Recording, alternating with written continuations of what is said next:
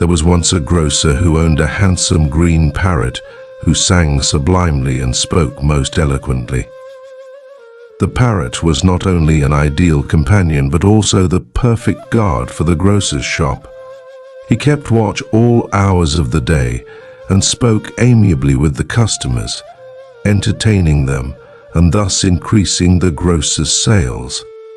One day when the grocer left the shop in the parrot's care, having gone home for lunch, a cat suddenly ran into the shop chasing a mouse, frightening the bird.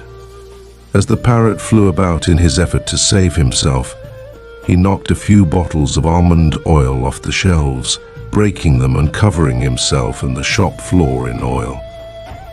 Not long afterward, the grocer returned and found the place in disarray, the floor slippery with oil and the parrot perching guiltily in a corner.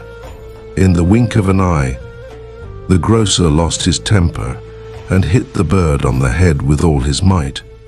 The poor bird, who was already feeling guilty and downtrodden about his clumsiness, could not bear the shame, not to mention the pain from the blow, and he instantly shed all the feathers on his head.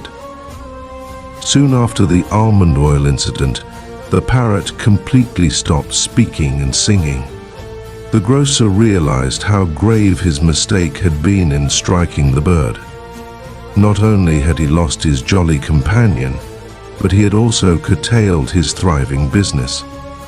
Having no one but himself to blame, he now felt dumbfounded that he had single-handedly threatened his very livelihood. "I wish I'd broken my hand," he lamented.